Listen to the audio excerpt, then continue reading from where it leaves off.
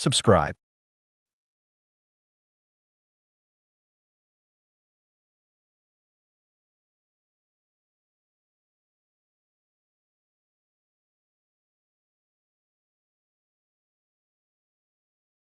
The 1%, Part 8. The Fire in the Forge. MXDM, aka Pirate 1, or VJ, Tsunami X. April 10th, 2026. Part 8. The Civilizational Bridge. 36. The Fire in the Forge. There's a moment in every major metallurgical tradition when the smith understands that fire is not the enemy of the metal. The uninitiated see the forge's heat as destruction. The application of a force so extreme that the metal loses the form it had, becomes something molten and unstable and dangerous, flows without direction, loses the specific properties that made it useful in the cold state it occupied before the fire reached it. The uninitiated see this and conclude that the fire is the threat, that the metal's integrity requires protection from the heat, that the forge is the place where things are ruined rather than the place where things are made. The smith knows otherwise. The smith knows that the metal's cold state form was not its final form, was the form that the metal arrived in, the form produced by the specific history of pressures and coolings and previous heatings that the metal had undergone before it reached the forge. That form was real. It had specific properties. It was useful for specific purposes. But it was not the form that the current purpose requires.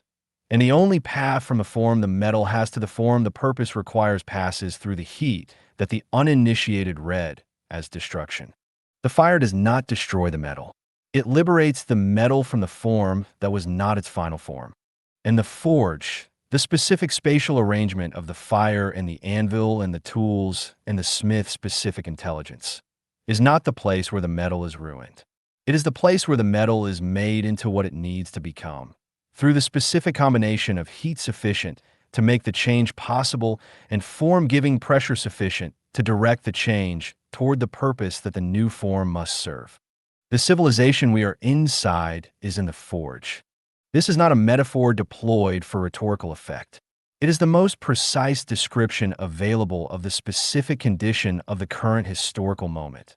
The moment in which the cognitive equalization is applying to the specific social forms that industrial civilization produced over 2 centuries of continuous development and refinement, a heat sufficient to make those forms fluid, to liberate them from the specific shape that the scarcity era's conditions required them to hold, and to make possible the new form that the transition civilization's specific purpose requires. The professional class is fluid. The institutions that organized its authority are fluid. The spatial forms that housed its operations are fluid. The governance mechanisms that directed its collective action are fluid. The economic arrangements that sustained its material life are fluid. The social geographies that organized its human relationships are fluid. The identity structures that gave its members the specific self-understanding that the scarcity era's cognitive hierarchy required are fluid. All of this is the fire. The displacement wave is the fire.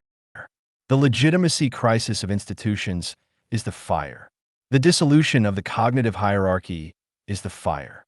The end of professional identity is the fire.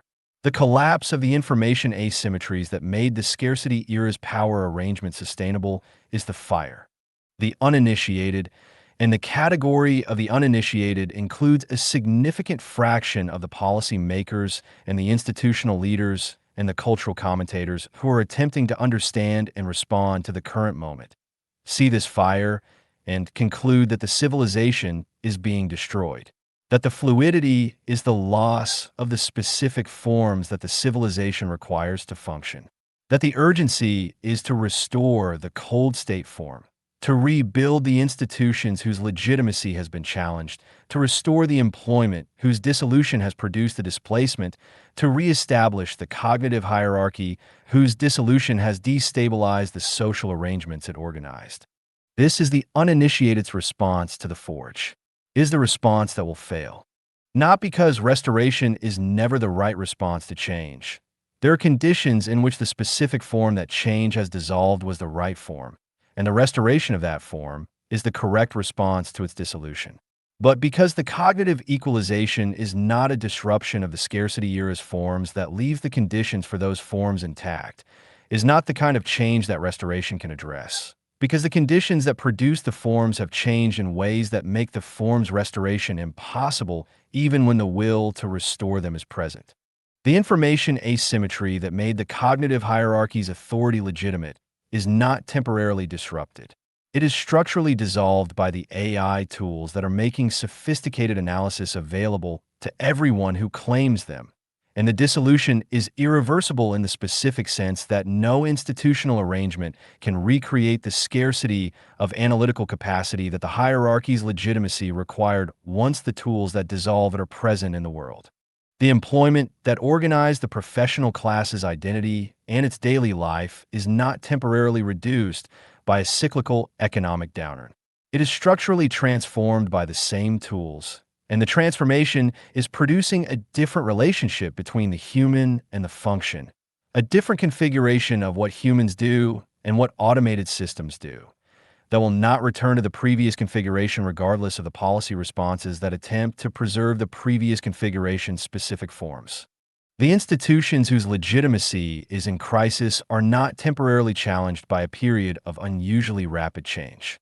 They are structurally inadequate to the specific conditions that the cognitive equalization produces, organized for a world of cognitive asymmetry that is becoming a world of cognitive parity, and therefore incapable of performing their legitimating functions in the new conditions without the structural transformation that would make them different institutions rather than the same institutions performing better.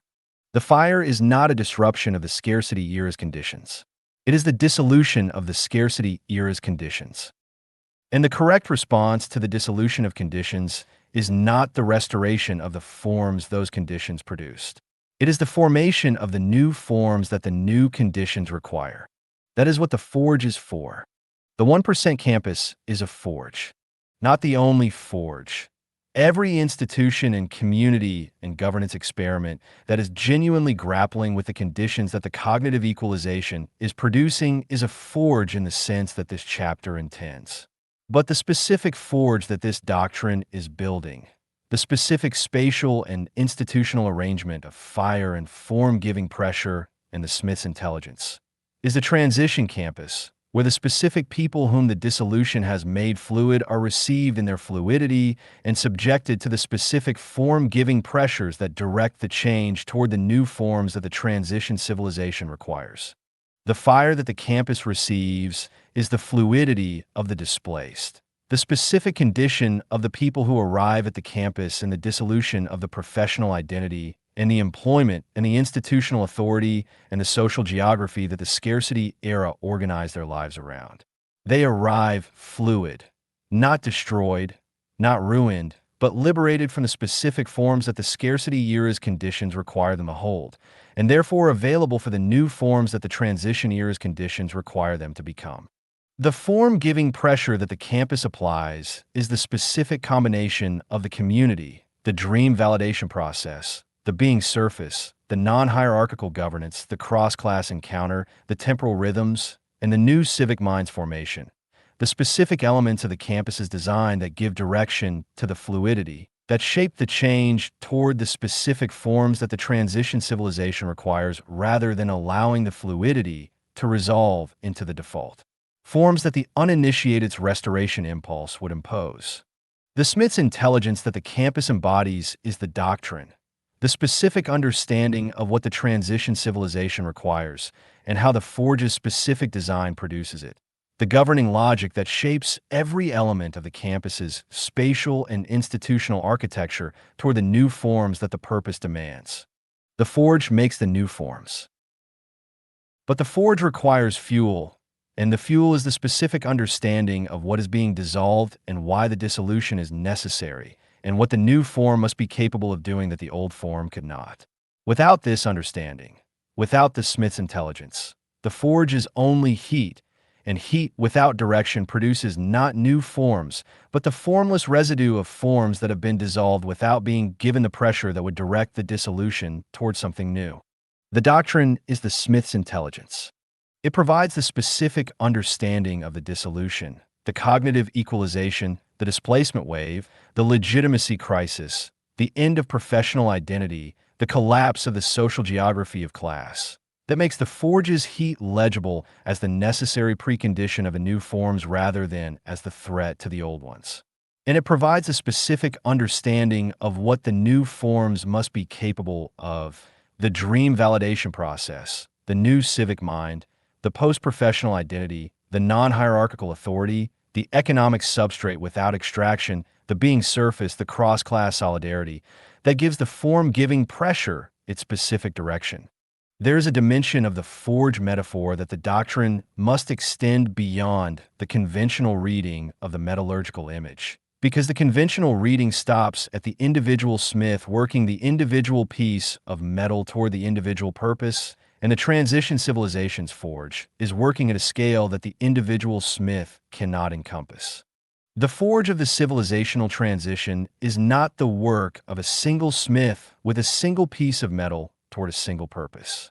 It is the distributed work of thousands of forges, every campus in the network, every governance experiment, every institutional innovation, every new civic mind that the campus's formation environment develops and deploys into the surrounding city's institutional life, each applying its specific form-giving pressure to the specific portion of the dissolution it receives, each contributing to the new forms that the transition civilization requires without any single forge being responsible for the complete new form. The cathedral analogy returns here. The cathedral was not built by a single smith, but by the specific combination of the architect's intelligence, and the mason's craft, and the glassmaker's skill, and the carpenter's precision, and the laborer's strength, each working on the specific portion of the cathedral that their specific competence and their specific position in the construction process made available to them. No single craftsperson could have built the cathedral. The cathedral was built by the specific organization of multiple craft intelligences toward the shared purpose that the architect's intelligence defined. The transition civilization's new forms will not be built by a single doctrine or a single network or a single first campus. They will be built by the specific organization of multiple intelligences, the doctrine's conceptual architecture, the network's institutional development, the campus's spatial and governance design, the new civic mind's distributed deployment, the state's eventual formalization, the cultural vocabulary spread toward the shared purpose that the cognitive equalization's specific conditions require. The 1% doctrine does not claim to be the complete intelligence of the civilizational forge. It claims to be the specific element of that intelligence that defines the purpose, the specific understanding of what the transition civilization requires, and how the first instances of the new forms can be built in the conditions that the current moment presents. Other intelligences are building other elements of the new forms. The political economists who are designing the automation tax and the billionaire levy and the universal basic income are building the economic infrastructure of the transition civilization's material foundation. The urban planners who are redesigning the scarcity city's spatial organization around the post-scarcity city's requirements are building the physical infrastructure of the transition civilization's built environment. The governance theorists who are developing the institutional forms of the non-hierarchical authority structure are building the governance infrastructure of the transition civilization's collective decision-making. The cultural practitioners who are developing the new vocabulary and the new aesthetic forms of the transition civilization are building the cultural infrastructure of the transition civilization's self-understanding. All of these are working the same forge. The 1% doctrine is the specific intelligence that says the forge requires a specific spatial form, the campus, and a specific governance mechanism, the dream validation process, and a specific symbolic anchor, the dream catcher, and a specific funding mechanism, the 1% allocation in private development, and a specific population, the displaced, the former elite, the bourgeoisie in transition, the former worker with intelligence, and a specific sequence, Berkeley as origin, private development as first implementation, network as accumulation mechanism, state as eventual formalizer, post-scarcity city as eventual emergence. The specific form and the specific mechanism and the specific anchor and the specific funding and the specific population and the specific sequence. These are what the doctrine contributes to the Forge's operation. They are not the complete Forge. They are the specific element without which the Forge lacks the spatial and institutional form that the new civic mind's formation requires. There is a final dimension of the Forge and the fire that the chapter must address, because it is the dimension that the civilizational moment most acutely presents and that the doctrine's optimism, its genuine belief in the possibility of the new forms, must be held against with the honesty that the moment requires. The Forge can fail. The fire that makes the new forms possible is the same fire that makes the destruction possible. The dissolution that liberates the metal from the form that was not its final form is the same dissolution that, if the form-giving pressure is insufficient or misdirected or absent, produces the formless residue rather than the new form. The cognitive equalization that dissolves the cognitive hierarchy's authority is the same dissolution that, if the governance architecture that receives the dissolution is absent, produces the specific political pathologies, the authoritarian consolidation, the scapegoating of convenient minorities, the retreat to the simpler identity structures of nationalism and tribalism and religious fundamentalism that legitimacy vacuums historically produce when they are not received by the governance. Architecture that converts the dissolution into the new forms. The Forge fails when the fire's temperature is sufficient to produce the dissolution and the smith's intelligence is absent or inadequate to provide the form-giving pressure that directs the dissolution toward the new form. The civilizational Forge of the current moment has the fire. The cognitive equalization is producing the dissolution at the scale and speed that the fire requires, dissolving the cognitive hierarchy, displacing the professional class, challenging the institutional legitimacy, fluidizing the social geography. The fire is present and its temperature is sufficient. What is not yet sufficient is the form-giving pressure, the governance architecture and the spatial infrastructure and the institutional forms that receive the dissolution and direct it toward the new forms that the transition civilization requires. The campus network is in its first instances. The doctrine is in its first publication. The new civic minds are in their first formations. The being surface is in its first spatial expressions. The dream validation process is in its first governance iterations. The form-giving pressure exists. It is not yet at the scale that the fire's temperature requires. This is the specific urgency that the doctrine names at the end of the chapter in which the fire and the Forge have been the organizing images. Not the urgency of alarm, not the urgency of crisis that produces the panicked response that makes things worse, but the urgency of the smith who knows that the metal is at the temperature where the form-giving pressure must be applied, and that the window in which the pressure can direct the change toward the new form rather than allowing it to resolve into the default pathologies is specific and limited. The metal is at temperature. The Forge must be at work. The campus must be built. The network must grow. The doctrine must be read and understood and carried by the people who will build the next instances. The dream validation process must be working. The new civic minds must be forming.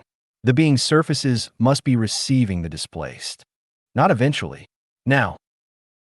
In the specific window between the fire's current temperature and the solidification that will occur, either into the new forms if the form-giving pressure is applied with sufficient intelligence and sufficient scale, or into the default pathologies if the form-giving pressure is absent or insufficient. The Forge is working. The smith's intelligence is present. The metal is at temperature. The form-giving pressure is beginning to be applied. What happens next depends on the speed with which the pressure reaches the scale that the fire's temperature requires. That speed is a human choice, not the choice of a single person or a single institution or a single doctrine. The distributed choice of the full range of people whose specific intelligences and specific competences and specific resources and specific institutional positions make them part of the Forge's operation, each applying their specific form-giving pressure to the specific portion of the dissolution they are positioned to receive, each contributing to the new forms that none of them can produce alone. The doctrine names the purpose. The campus embodies the purpose. The network scales the purpose. The new civic minds carry the purpose into the surrounding city. The city accumulates the purpose into the post-scarcity spatial and governance organization that is the purpose's full expression. The fire is the condition. The forge is the response. The new forms are the possibility. The civilization that builds the forge and the fire is the civilization that emerges from the transition, having made something new from the dissolution, having used the heat not to destroy the forms it had, but to liberate them from what they were so that they could become what the new conditions require. The civilization that does not build the forge and the fire is the civilization that the fire consumes, that allows the dissolution to resolve into the default pathologies, because the governance architecture and the spatial infrastructure and the institutional forms that would have received the dissolution were not built in the window that the fire's temperature opened. The window is open. The forge must be built. The first campus is the forge's first instantiation, the specific spatial and institutional form through which the fire's heat is received and the form-giving pressure is applied, and the first new forms are produced from the first portion of the dissolution that the first campus is positioned to receive. It is not enough. It is the beginning. In the beginning, in the specific sense that the smith understands who has worked the forge long enough to know what the beginning of a good piece of work looks like before the final form is visible, but after the heat has made the change possible and the first strokes of the hammer have begun to give it direction. The beginning is everything. Because the beginning is the proof that the forge is working, that the fire is not consuming, that the dissolution is being received and directed and shaped toward the new forms, that the civilization is in the forge, not burning, becoming. 37. Meaning as the new scarcity. Scarcity is not a permanent condition. It is the relationship between a specific resource and the specific demand for that resource in the specific conditions of a specific historical moment. The resource that is scarce in one set of conditions is abundant in another. The firewood that was scarce in the treeless steppe was abundant in the forested valley. The clean water that is scarce in the Sahara is abundant in the Norwegian fjord. The analytical capacity that was scarce in the conditions of the cognitive hierarchy is becoming abundant in the conditions of the cognitive equalization. But scarcity itself, the condition of insufficient supply relative to demand, does not disappear when the specific resource that was scarce becomes abundant. What changes is the specific resource whose scarcity organizes the civilization's allocation decisions, social arrangements, and identity structures. The civilization that found a way to increase the supply of the previously scarce resource does not arrive at the absence of scarcity. It arrives at the next scarcity, the resource whose supply the previous abundance has not increased and whose demand the previous abundance has, in specific cases, intensified. The transition from the scarcity era to the post-scarcity era is therefore not the transition to the absence of scarcity. It is the transition to a different scarcity, the specific resource whose insufficient supply relative to demand will organize the post-scarcity civilization's allocation decisions and social arrangements and identity structures in a way that the cognitive hierarchy's analytical capacity organize the scarcity eras. This is the argument that the chapter title names. Meaning is the new scarcity. Not meaning in the vague sense of the word that motivational speakers and wellness industries deploy, the general affirmation that life should feel significant, that work should feel purposeful, that relationships should feel connected. Meaning in the specific economic and sociological sense that scarcity analysis requires. The resource whose supply is insufficient relative to demand in the specific conditions of the transition civilization, whose allocation is therefore the primary governance challenge of the post-scarcity era, and whose possession is the primary basis of the social differentiation that the post-scarcity civilization will organize itself around. Why is meaning scarce in the specific conditions that the cognitive equalization produces? The scarcity of meaning is the specific consequence of the abundance of intelligence. In the scarcity era, the scarcity of analytical capacity was itself a meaning generator. The person who possessed the rare cognitive resources that the civilization needed experienced her possession of them as the answer to the question of her significance. She mattered because she could do what others could not. The rarity of her capacity was the foundation of her meaning. The specific experiential content that the scarcity of the resource she possessed gave to the question of why she was here and what she was for.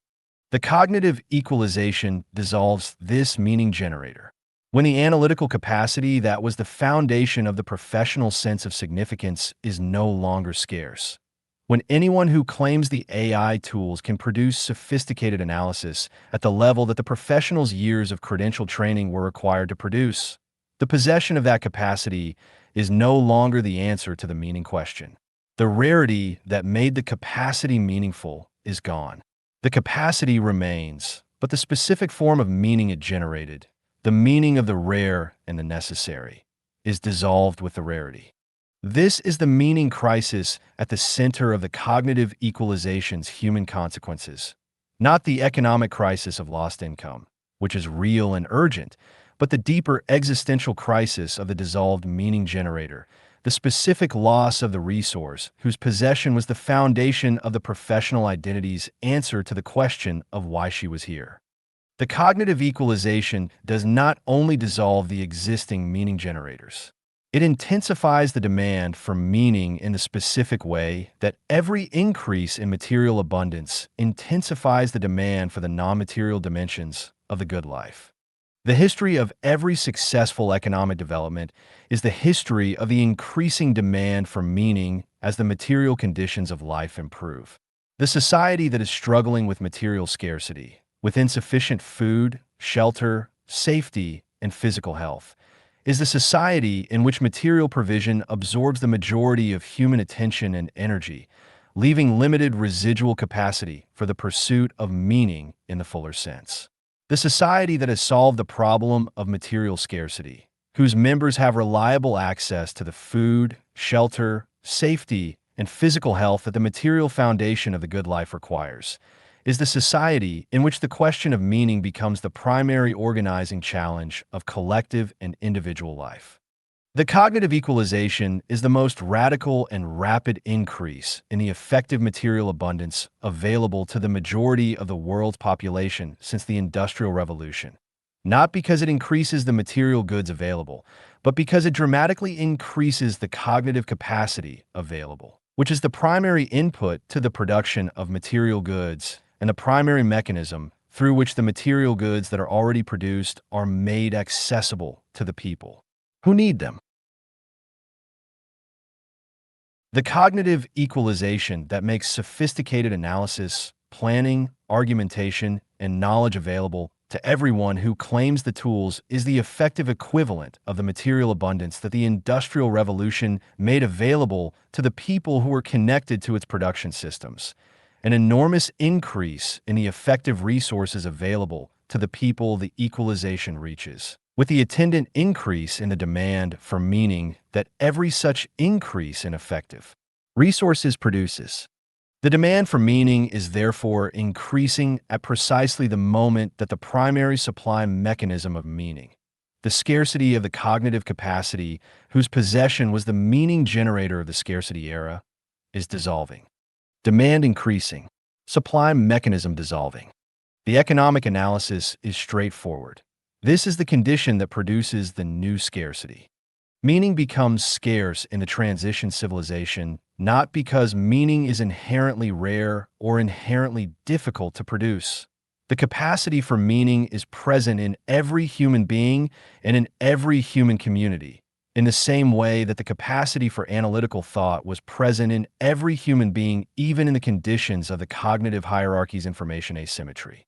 Meaning becomes scarce because the specific mechanisms through which the scarcity era supplied meaning, the professional identity, the institutional authority, the cognitive monopoly, the social hierarchy of distinction, are dissolving faster than the new mechanisms of meaning supply are being developed. The scarcity is the gap between the dissolution of the old supply mechanisms and the development of the new ones. And the gap, the specific interval between the old mechanism's dissolution and the new mechanism's development, is the interval that the 1% campus is designed to bridge. The campus is not the complete solution to the scarcity of meaning in the post-scarcity civilization. The complete solution requires the development of the new mechanisms of meaning supply at the civilizational scale that the demand requires. The new governance forms and the new spatial infrastructures and the new economic arrangements and the new cultural practices and the new institutional forms that together constitute the post-scarcity civilization's apparatus for the supply of meaning at the scale that the transition demands. The campus is the first instance of the new supply mechanism, the first spatial and institutional form specifically designed to supply meaning in the conditions of cognitive parity through the specific mechanisms of the dream validation process and the being surface, and the new civic minds formation and the post-professional identities construction and the cross-class community's social solidarity. Understanding meaning as the new scarcity clarifies the campus's governance function in a way that the preceding chapters have approached from different directions, but have not yet stated with the directness that the economic analysis of meaning scarcity enables. The dream validation process is a meaning allocation mechanism, not a governance innovation in the abstract sense of a better process for collective decision-making, though it is that, not an art governance system for the community's creative production, though it governs that too. A meaning allocation mechanism, the specific institutional form through which the post-scarcity civilization's primary scarce resource, meaning, is allocated among the people who are competing for access to it. In the scarcity era, meaning was allocated primarily through employment, through the specific institutional mechanism that provided, in exchange for productive function, the structure and identity and community and purpose and status and legitimacy that together constituted the meaning that the professional person's life was organized around. The employer allocated meaning by allocating function, by providing the role that answered the ontological question of why the employed person was here. In the post-work era, the employer is no longer available to perform this allocation, not because employment has disappeared entirely, but because the cognitive equalization is dissolving the employment as meaning provider for the specific population of the professional and managerial class, whose meaning was most thoroughly organized around the cognitive monopoly that the employment certified and exercised. The dream validation process provides the alternative allocation mechanism, the specific institutional form through which meaning is allocated in conditions of cognitive parity, where the scarcity era's primary allocation mechanism is no longer available to perform the allocation that the displaced population requires. The allocation works differently from the employment mechanism's allocation because the resource being allocated is different in character from the productive function that the employment mechanism allocated. Productive function was allocated through specification. The employer specified the function. The employee performed the specification, and the meaning derived from the alignment between the specification and the performance was the meaning that the employment provided. The specification was the primary instrument of allocation. It determined what the employee did, how the doing was assessed, and therefore what the doing meant. Meaning cannot be allocated through specification in the same way. The specification of meaning, the determination by an external authority of what a person's life should be organized around and why that organization should feel significant, produces not the genuine meaning that the authentic engagement of the self with the world generates, but the performed meaning that the specification requires and that the person provides in the absence of the authentic engagement. Performed meaning is the specific failure mode of the scarcity era's employment mechanism at its worst. The person who is performing the role that the employer specified without the genuine engagement of her authentic self in the performance, who is providing the institutional meaning required by the specification without the experiential meaning that the authentic engagement would have produced. The dream validation process allocates meaning through a different mechanism, through the genuine engagement of the campus's community with the full range of the dreams that the community's members bring to the process, the collective refinement of those dreams through the weaving stages encounter with the community's distributed specific knowledge, the collective filtering through the four signals of genuine desirability, and the allocation of the community's resources toward the dreams that survive the filtering, the dreams that the community's genuine collective intelligence has recognized as genuinely worth pursuing. The meaning that the dream validation process allocates is the meaning of the genuinely chosen and genuinely validated, the specific experiential content that the genuine engagement of the authentic self with the genuine collective process of sense-making produces, not the meaning that the specification requires and that the performance provides. The meaning that the genuine dream, genuinely refined and genuinely validated, makes available to the person who proposed it and the community that validated it and the campus whose collective life is organized around the pursuit of the validated futures. This is a more demanding form of meaning allocation than the specification mechanism provides, because it requires the genuine engagement of the authentic self, the genuine dream, not the performed aspiration, and the genuine collective process, not the performed participation. But it is the form of meaning allocation that the conditions of cognitive parity require, because the specification mechanism's meaning, the meaning derived from the rare cognitive capacity that made the professional's function necessary, is the meaning that the cognitive equalization is dissolving. The new scarcity cannot be addressed by the old supply mechanism. The old supply mechanism is the scarcity's cause. The dream validation process is the new supply mechanism, the specific institutional form through which the post-scarcity civilization begins to develop the capacity to supply meaning at the scale that the transition's demand requires. It begins small, at the scale of the campus's community of hundreds, producing meaning for the specific displaced population that the campus serves. It accumulates through the network's growth, through the four contagions spread into the surrounding city, through the new civic mind's deployment into the institutional landscape of the surrounding society, through the state's eventual formalization of the transition campus as the standard infrastructure of the post-work society. It eventually reaches the scale that the demand requires, not in any individual campus, which remains a specific spatial form serving a specific community in a specific geography, but in the distributed network of meaning allocation mechanisms that the campus model produces across the full range of the global transition geographies. The post-scarcity civilization's primary governance challenge, the allocation of the resource whose scarcity is the post-scarcity civilization's defining condition, is the challenge that the dream validation process is designed to address at the scale of the campus and that the network is designed to address at the scale of the civilization. But meaning's scarcity in the transition civilization has a specific character that the governance analysis alone does not capture. A character that connects the economic analysis of meaning's new scarcity to the philosophical analysis of what meaning is and why its production requires the specific conditions that the campus is designed to provide. Meaning, unlike the cognitive capacity whose scarcity organized the scarcity era, is not a resource that can be produced by an individual in isolation. The analytical capacity that the professional developed was genuinely individual, produced by the individual's investment in her own training and exercised by the individual's application of her own trained intelligence to the problems her employment presented.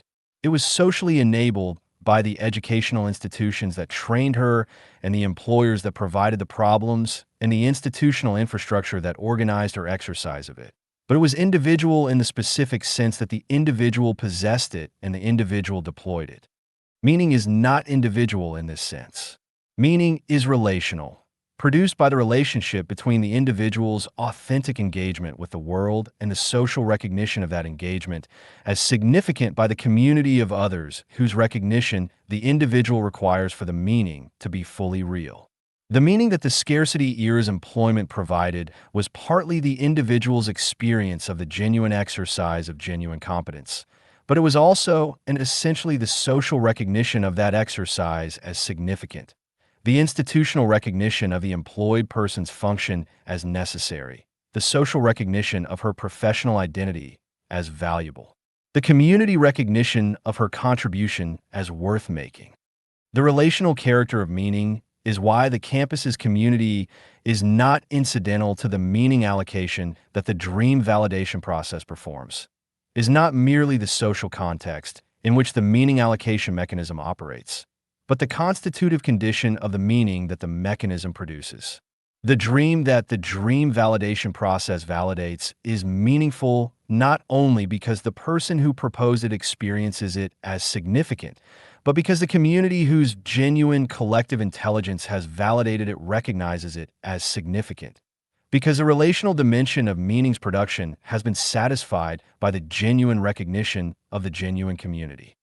This relational character is also why the being surface, the spatial infrastructure of genuine human presence in shared physical space, is not merely the pleasant amenity of the campus's design, but the essential spatial condition of the meaning production that the campus is designed to support. Meaning requires the physical proximity of others whose recognition is genuine. The proximity that makes the relational dimension of meaning's production possible in the specific embodied way that human recognition requires. The proximity that digital connection cannot replicate because the recognition that digital connection provides is filtered through the specific distortions of the digital interface and lacks the specific authority of the recognition that physical proximity in shared space produces. The being surface is the spatial infrastructure of the relational dimension of meaning's production, the specific spatial condition in which the physical proximity that genuine recognition requires is made available, without the productive or transactional organization that the scarcity era spatial forms imposed on the spaces of physical proximity. Meaning requires the genuine dream and the genuine community and the genuine space. The campus provides all three. The genuine dream, through the dream validation, processes invitation to authentic aspiration. The genuine community, through the cross-class social formation of the campus's inhabitants. The genuine space, through the being surface, spatial provision for physical proximity, without productive or transactional organization. The campus is the meaning supply mechanism, the specific institutional form designed to produce, in the specific conditions of cognitive parity, the genuine meaning that the transition civilization's displaced population requires, and that the scarcity era's primary supply mechanism can no longer provide. There is a final dimension of meaning's new scarcity that the chapter must name, because it is the dimension that connects the economic analysis to the deepest philosophical claim that the 1% doctrine makes. The scarcity era's meaning was, in significant part, a false scarcity. The artificial scarcity of the cognitive capacity whose genuine differential between the people who possessed it and the people who did not was smaller than the information asymmetry that amplified it made it appear. The professional's meaning derived from the possession of a genuinely scarce resource, but the resource was less scarce than the hierarchy's maintenance of the information asymmetry made it appear, and the dissolution of the information asymmetry by the AI tools is revealing the extent to which the scarcity was partly artificial. The meaning that the new scarcity produces is, by contrast, a genuine scarcity. The genuine insufficient supply, relative to genuine demand, of the relational recognition that the community's genuine collective intelligence produces for the genuine dreams of the people who bring them to the dream validation process. The genuine recognition of the genuine community for the genuine aspiration is genuinely scarce because it cannot be manufactured, cannot be produced by the specification mechanism that the employment relationship used, cannot be inflated by the information asymmetry that the cognitive hierarchy maintained, cannot be distributed by the institutional authority that the scarcity era's legitimacy crisis has dissolved. Genuine recognition is scarce because it is genuine. The community that genuinely validates a dream is the community that has genuinely engaged with the dream, has genuinely weighed the four signals of community desirability, has genuinely committed the participation and the maintenance covenant, has genuinely allocated the resources that the validation requires. The genuine validation cannot be performed, cannot be the institutional form of recognition that the credential provided, the social performance of significance that the professional title performed, the market confirmation of value that the price signal provided. It must be real.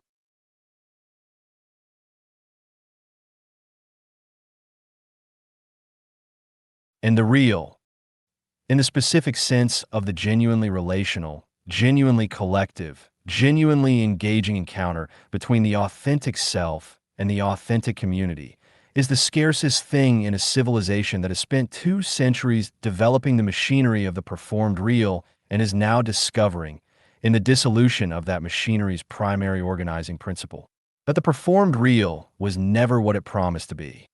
The new scarcity is the scarcity of the real. The 1% campus is the first institutional form designed to produce it, to provide the specific spatial and governance and community conditions in which the genuine dream and the genuine community and the genuine recognition can encounter each other without the distortion of the performed real that the scarcity era's institutions required. In conditions of cognitive parity, where the artificial scarcity of the cognitive resource that organized the performed real is dissolving, the genuine real, the genuinely relational, genuinely collective, genuinely meaningful, is the only real that remains. And its scarcity, the genuine scarcity of the genuine real in a civilization that has developed the extraordinary capacity to produce its simulations, is the scarcity that the post-scarcity civilization must organize itself around. The dream catcher catches the genuine. That is its function, not the performance of the genuine, not the institutional form of the genuine, not the simulation of the genuine that the scarcity era's meaning supply mechanisms produced with such extraordinary efficiency that the simulation became more familiar than what it simulated. The genuine dream, the genuine recognition, the genuine community, the genuine meaning. Scarce because genuine. And the first architecture built around the production of that scarcity supply. The first institution designed not to perform the real, but to produce it, is the campus. Under the dream catcher, in the community of the displaced, on the being surface, through the dream validation process, in the forge of the transition civilization, where the old forms are dissolving and the new ones are being made, from a specific fire of the cognitive equalization, by the specific intelligence of the doctrine, into the specific shape of the post-scarcity civilization's first genuine institutions. The meaning is scarce. The campus is the supply. The network is the scale. The post-scarcity civilization is the destination. Not the absence of scarcity, the scarcity of what is most worth having. The genuine. 38. Governance after work. Work governed everything. This is the foundational fact about industrial civilization's governance arrangements that the legitimacy crisis makes newly visible. Not merely that work was central to the economy, which is obvious and widely acknowledged, but that work was the organizing principle of governance itself. The deeper claim, which becomes legible only when the principle is beginning to dissolve, is that the governance of industrial civilization was not the governance of populations, but the governance of productive functions. The specific arrangement of rules and institutions and social norms and spatial organizations that directed human activity toward the productive purposes the civilization required. The employment contract was a governance instrument, not only an economic arrangement, a governance instrument. The specific mechanism through which the individual's daily activity was subordinated to the collective productive function that the employer represented and the market organized. The professional credential was a governance instrument, the specific mechanism through which entry into the class of people authorized to exercise specific cognitive functions in the production of specific social goods was controlled. The regulatory framework was a governance instrument, the specific mechanism through which the productive functions of the economy were directed toward the social outcomes that the democratic mandate required without preventing the productive functions from generating the surplus that the social outcomes depended on. Even the family, in its industrial era form, was organized around work's governance requirements. The specific division of reproductive and productive labor that the industrial economy's separation of workplace and household produced, governed by the social norms and legal arrangements and economic dependencies that sustained the family as the unit of social reproduction for the unit of productive labor. Work did not merely organize the economy. Work organized society. And the governance of society was, at its deepest level, the governance of the arrangements through which work organized it. When work's organizing function dissolves, not the activity of human production, which will persist in various forms through the full duration of the transition and beyond it, but work as the primary mechanism through which human activity is directed, social position is determined, institutional authority is organized, temporal life is structured, and individual identity is constituted. The governance that was organized around work's organizing function faces the specific challenge that every governance system faces when its organizing principle is restructured. The challenge is not merely administrative, not merely the need to update the specific rules and regulations and institutional arrangements that were built around work's organizing function to reflect the new arrangements that the dissolution is producing. The challenge is constitutive. The governance system that was built around work's organizing function does not have, within its existing institutional vocabulary, the categories and the concepts and the mechanisms for governing a society organized around a different principle. The employment law that governs the employment relationship has no category for the participation relationship that the transition campus develops as the employment relationship successor. The social insurance system that provides benefits conditional on employment history has no mechanism for providing the material support that the post-employment population requires without the employment history that the benefit conditions require. The urban planning system that zones land uses around productive function has no category for the being surface that the transition campus requires as the primary spatial form of the post-work social life. The educational credentialing system that certifies cognitive capacity for deployment in the employment relationship has no instrument for recognizing the new civic mind's capabilities that the campus develops through governance participation rather than academic instruction. These are not merely gaps in the existing governance system's coverage. They are the specific evidence that the existing governance system's categories are organized around a principle, work, that is being restructured, and that the governance system requires not incremental extension of its existing categories to cover the new arrangements, but the development of genuinely new categories adequate to the genuinely new organizing principle.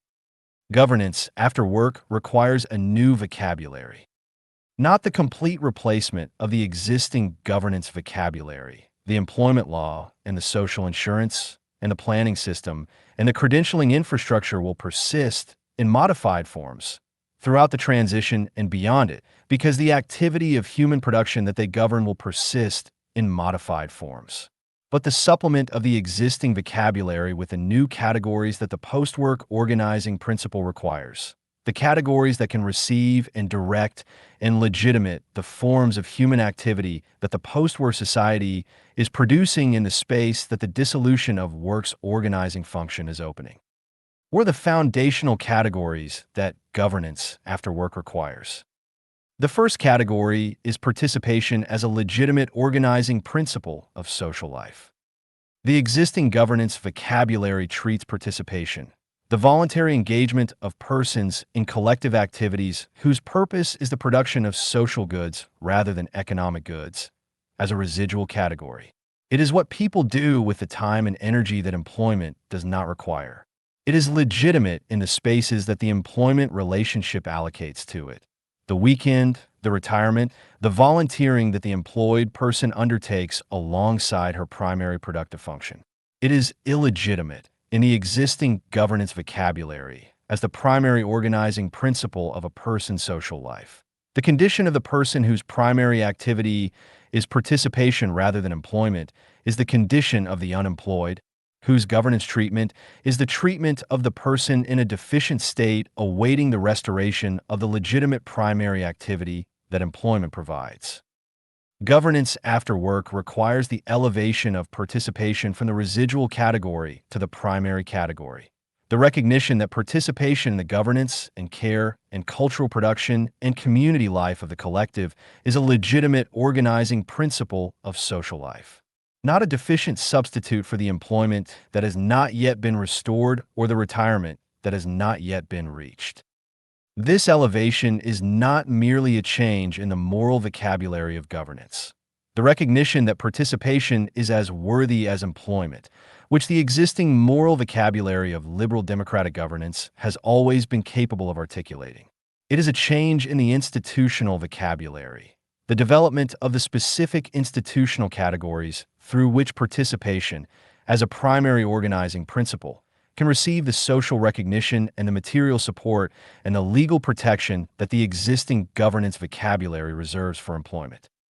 The participation stipend, the material provision that the automation tax and the billionaire levy and the 1% development allocation fund provided to the person whose primary activity is participation in the governance and care and cultural production of the community rather than the production of economic goods, is the first institutional category that governance after work requires, not the unemployment benefit, which is conditional on the prior employment and the active search for the next employment.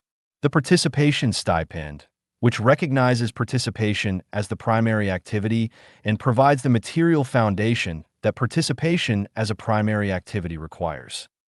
The participation record, the institutional documentation of the person's participation activities, analogous to the employment record, but organized around the governance contributions and the stewardship covenants and the community care activities that the post-work society values rather than the employment history that the scarcity era valued, is the second institutional category that governance after work requires, not the credential, which certifies the cognitive capacity acquired through the credentialing institution.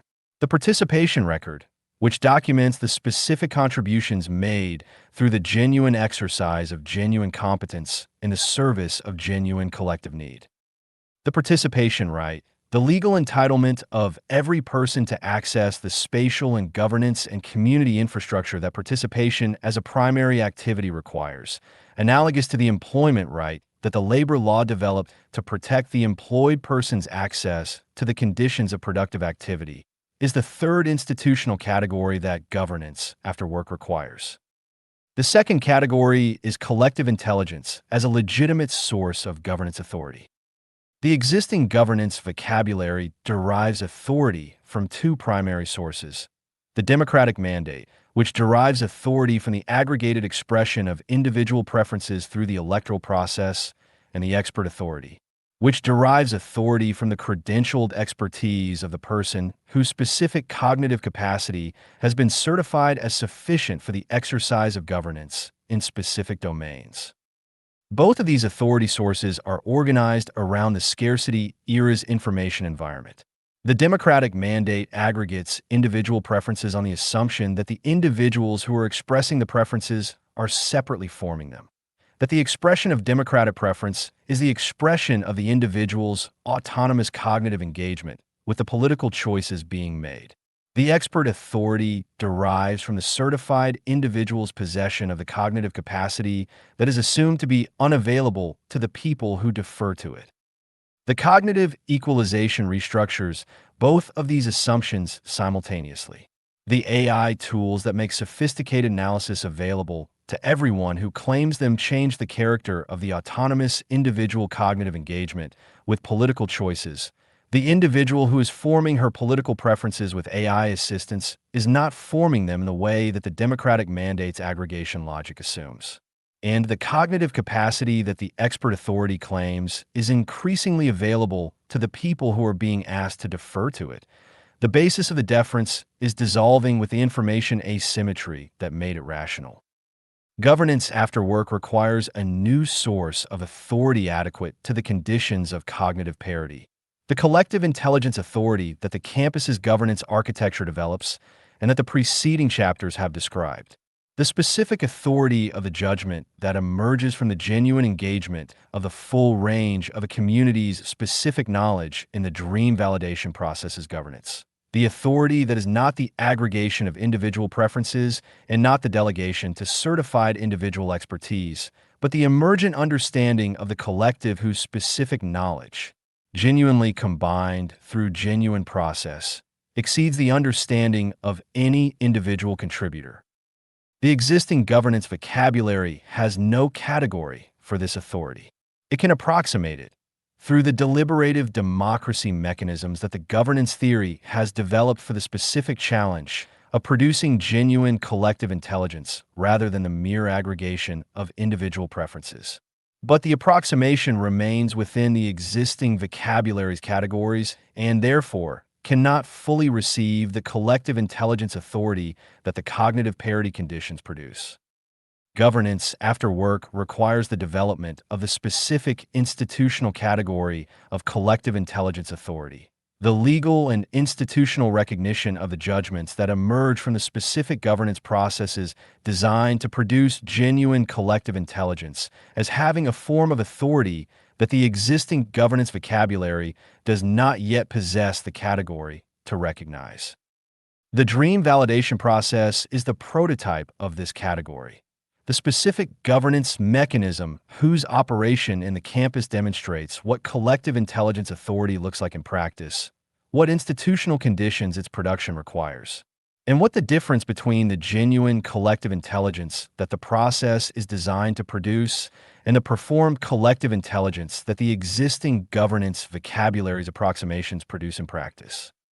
The third category is meaning as a social good requiring governance provision.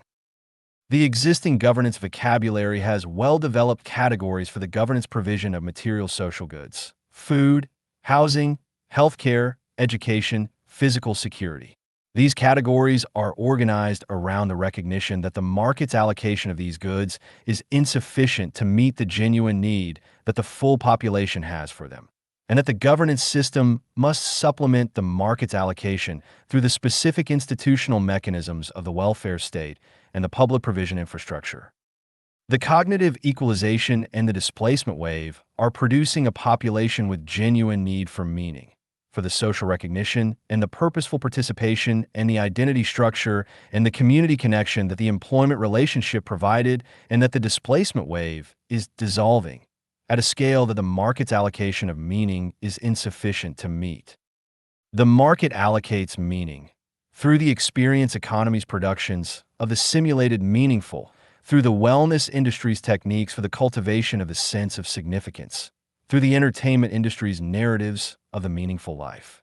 But the market's allocation of meaning is, like the market's allocation of the material social goods that the welfare state was developed to supplement, insufficient to meet the genuine need. Not because the market is failing to perform its function, but because the genuine meaning that the displaced population requires is not the kind of meaning that the market can produce. The genuine meaning, the relational recognition of the genuine dream by the genuine community, the participation in the genuine collective governance of the genuine collective life, is not a product. It cannot be packaged and sold. The market that produces the experience of meaning has produced the simulation of meaning, and the simulation, however sophisticated and however temporarily satisfying, does not address the genuine need. Governance after work requires the recognition of meaning as a social good requiring governance provision. The specific institutional category that authorizes the governance system to invest in the spatial and community and governance infrastructure that the genuine production of meaning requires. Analogous to the institutional categories that authorize investment in the housing and healthcare and education infrastructure that the genuine production of the material social goods requires. The transition campus is the institutional form of this governance provision. The specific spatial and community and governance infrastructure whose purpose is the genuine production of meaning for the population that the market's allocation cannot adequately serve. The automation tax and the billionaire levy that fund the campus's economic substrate are the fiscal instruments of this governance provision. The specific mechanisms through which the governance system directs the resources required for the genuine production of meaning toward the institutional form that can produce it. The fourth category is temporal sovereignty as a fundamental right. The employment relationship's governance of time was the governance of the most fundamental dimension of human life. The allocation of the hours that constitute a person's existence between the productive function that the employer required and the residual time that the employment relationship left available for the person's own purposes. The governance of time through the employment relationship was so total and so naturalized that the right to govern one's own time, to determine how the hours of one's existence are allocated without the subordination of that determination to the employer's productive requirements, was never articulated as a fundamental right in the existing governance vocabulary, because the subordination of personal time to productive function was so complete that the alternative was not legible as a right, but only as the deficient state of the unemployed. The cognitive equalization and the displacement wave are producing, for the first time at scale, a population for whom the alternative is not deficiency, but the specific condition that the transition campus is designed to receive, the condition of the person whose primary activity is participation rather than employment, whose time is available for the genuine engagement with the dream validation process and the community governance and the being surface and the new civic minds formation. This population requires, for its governance, the recognition of temporal sovereignty as a fundamental right. The right of the person whose primary activity is participation to govern her own time without the subordination of that governance to the productive requirements of the employment relationship. Not the freedom of the wealthy, whose material independence makes temporal sovereignty a practical reality without requiring its legal recognition. The right of the displaced person whose material independence is provided by the participation stipend and the economic substrate of the campus, and whose governance of her own time is the specific condition that the participation relationship requires.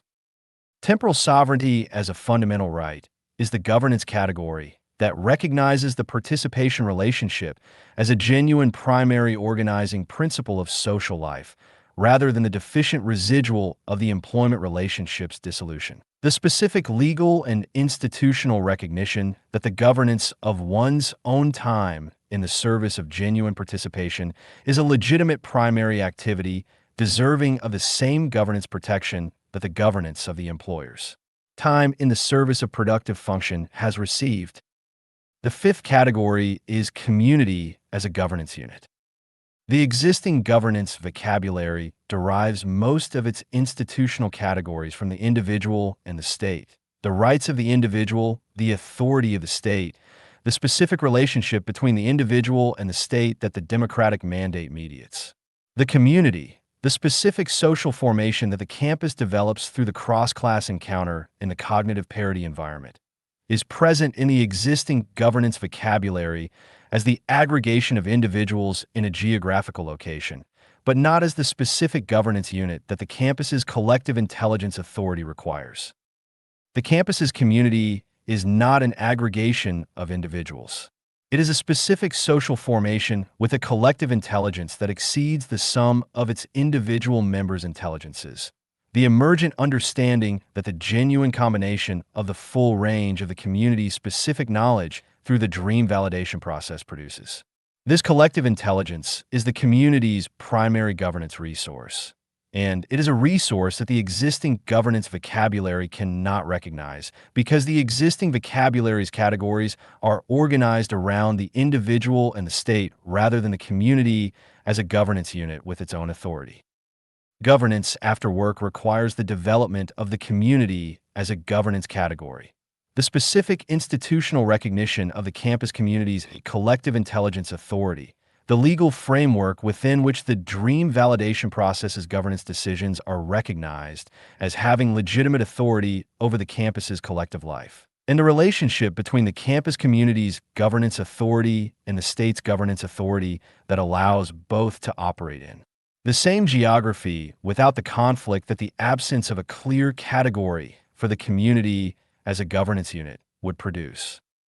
This is the most structurally novel of the new governance categories, the most distant from anything that the existing governance vocabulary has developed, because it requires the recognition of a governance unit that is neither the individual whose rights the existing vocabulary protects, nor the state whose authority the existing vocabulary mediates, but the specific community whose collective intelligence the cognitive parity environment produces and whose governance authority derives from. The quality of the process through which that collective intelligence is generated. The dream validation process is the prototype of this governance unit's specific authority mechanism, the specific institutional form through which the community's collective intelligence generates the governance decisions that the community's governance authority legitimizes. The campus is the spatial and social infrastructure of this governance unit. The specific arrangement of the being surface and the dream catcher and the cross-class community and the new civic minds formation that produces the community whose collective intelligence the dream validation process can generate. Together, these five categories: participation as a legitimate organizing principle, collective intelligence as a source of governance authority, meaning as a social good requiring governance provision, temporal sovereignty as a fundamental right, and community as a governance unit, constitute the foundational vocabulary of governance after work. They are not yet the vocabulary of any governance system. They are the vocabulary that the 1% campus is developing through its operation. The specific institutional categories that the campus's practice is producing through the sustained exercise of governance in conditions that the existing vocabulary's categories cannot adequately receive. The campus is the prototype of governance after work in the same way that the medieval merchants and formal trading networks were the prototype of the governance of market capitalism before the legal and institutional vocabulary of contract law and property rights and corporate personality was developed to receive them formally. The trading networks operated in advance of the formal categories, produced the economic activity that the formal categories would eventually recognize and regulate, because the economic reality was developing faster than the institutional vocabulary that would eventually govern it. The campus's governance is operating in advance of the formal categories of governance after work, producing the governance activity that the formal categories will eventually recognize and extend, because the social reality of the post-work society is developing in the forge of the cognitive equalization, faster than the institutional vocabulary that will eventually govern it. The doctrine names the categories. The campus practices them. The network scales the practice. And the state, eventually, in the specific lag that the state's deliberative processes require, develops the formal institutional vocabulary that receives and extends what the campus has demonstrated is real. Governance after work is not a distant ideal. It is already operating in the campus's governance, imperfectly in prototype, in the specific conditions of the first implementation's early years, and its operation is producing the specific evidence that the formal institutional vocabulary will eventually draw on in developing the categories that the governance after work requires.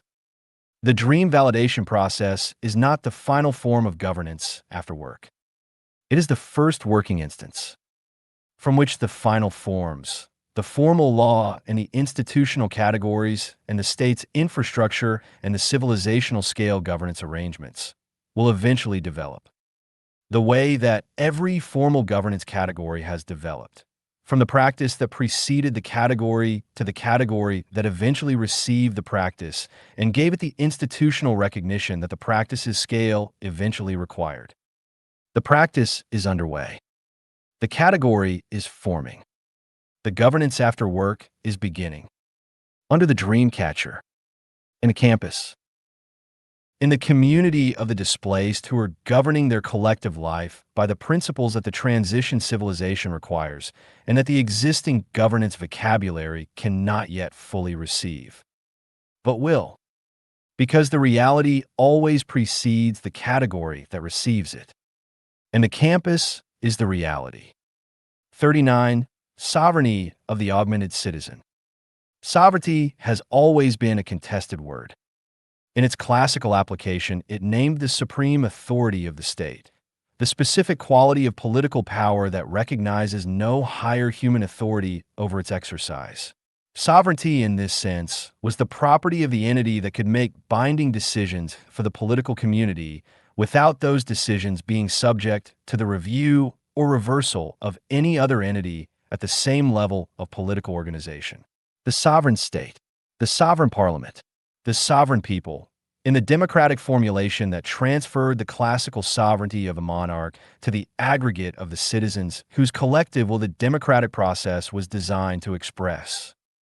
The sovereignty of the citizen in the democratic tradition was always a delegated sovereignty, the citizen's share of the collective sovereignty that the democratic mandate exercised through the institutions of representative government.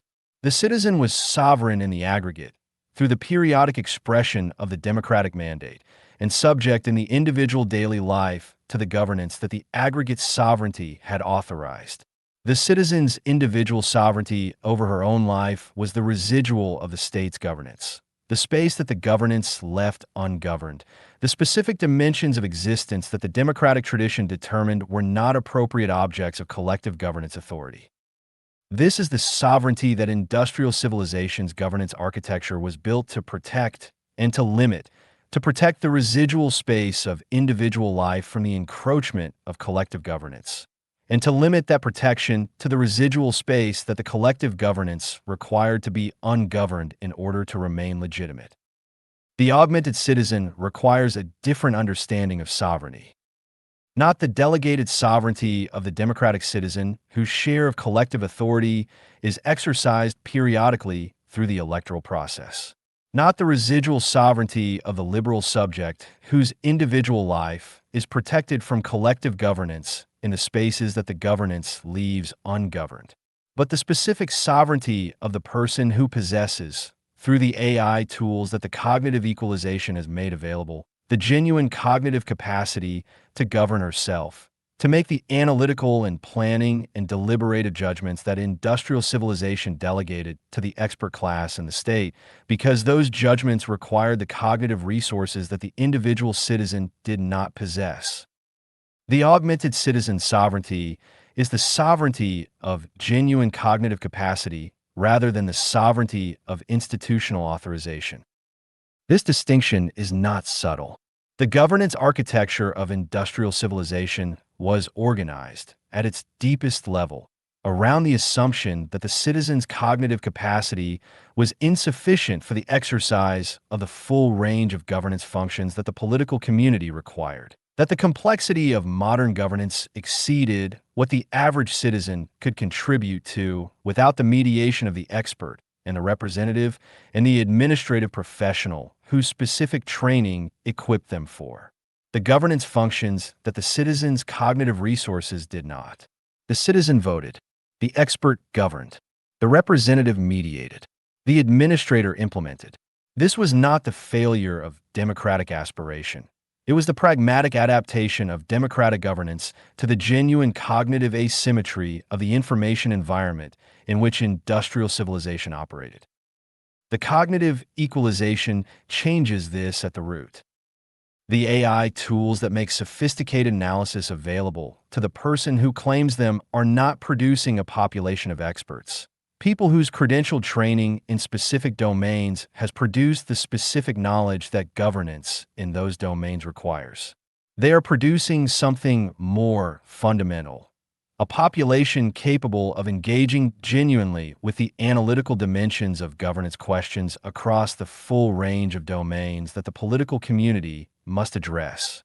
The augmented citizen who deploys AI assistance in understanding the regulatory environment of the healthcare system she is navigating, or the planning documents that govern the development of her neighborhood, or the contract terms of the employment arrangement her employer is offering, or the environmental impact assessment of the industrial facility being permitted near her community, is not an expert in any of these domains.